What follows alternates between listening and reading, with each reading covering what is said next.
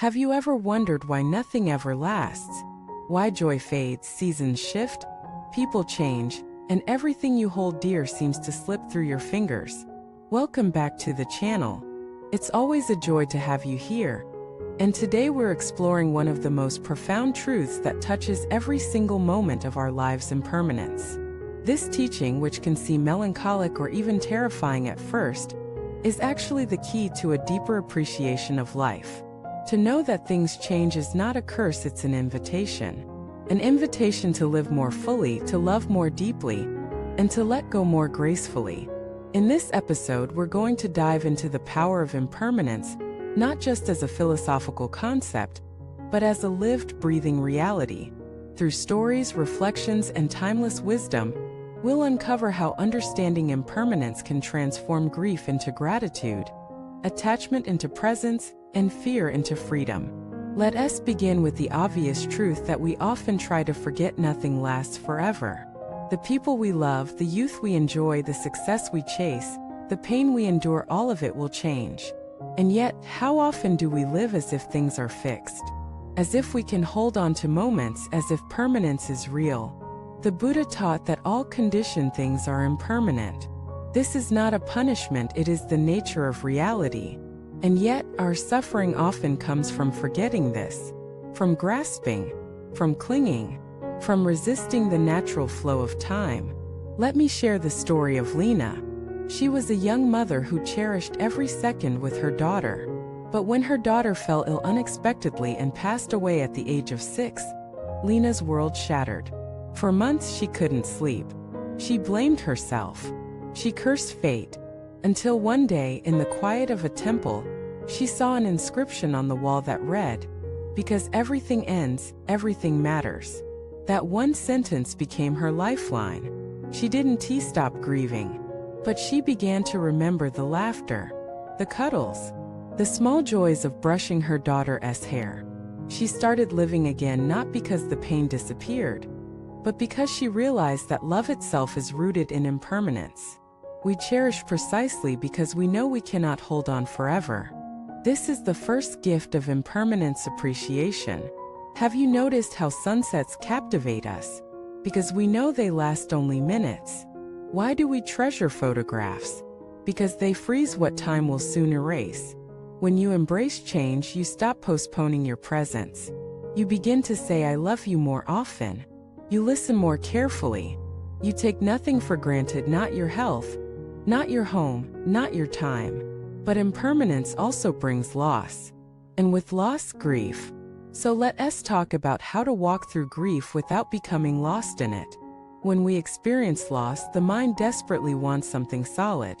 We want to rewind time, redo choices, relive moments. But grief is not meant to be solved. It is meant to be felt. The waves of sorrow come in many forms: tears, anger, numbness. Allow them. Let grief be the expression of your love. A Zen master once said, "Grief is praise for what we valued." Don't suppress it. Don't rush it. Honor it. But also remember, even grief changes. What feels unbearable today becomes memory tomorrow.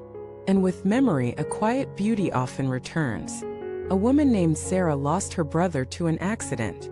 For years she couldn't look at his photos. Then one day, while cleaning, she found an old birthday card from him. She read it, smiled through tears, and realized she could now remember without breaking. Her pain had softened into warmth. That is the second gift of impermanence: healing. Nothing stays the same, not even pain. This brings us to another powerful truth: impermanence teaches us to release attachment. Attachment is the belief that we can own, control, or freeze what we love. But nothing is truly ours: not our bodies, not our identities, not even our relationships.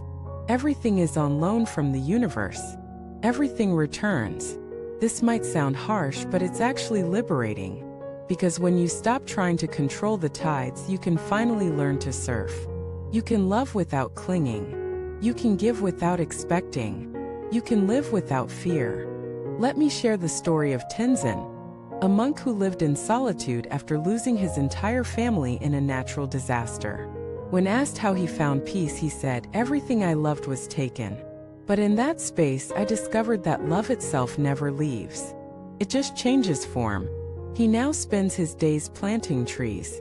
Each tree is a prayer, a tribute, a reminder that even after endings, life begins again. And that's the third gift of impermanence, rebirth. Because endings are not just lost, they're space. Space for new beginnings, new growth, new understanding. Think of the seasons. Winter strips the trees bare, but spring always follows. In our lives, every ending holds a seed. The job you lost makes space for your passion. The relationship that ended makes room for self-love. The identity you outgrew becomes a bridge to authenticity. But we must be willing to let go. And that's the hard part, isn't it? Letting go feels like dying. Because in a way it is. It's the death of control. The death of certainty. But in that death is freedom. You are no longer bound by what was. You are open to what is. And what is right now is always enough. So how do we live this truth? Not with fear, but with mindfulness. Each morning say to yourself, this moment will pass. Let me be here for it. Each evening ask, did I live fully today? Did I love enough? Did I see the sacred in the ordinary? Because impermanence is not a warning. It's a call to awaken, to cherish, to serve, to be kind not later but now, to forgive not someday but now, to live not tomorrow but now. Let me share one last story.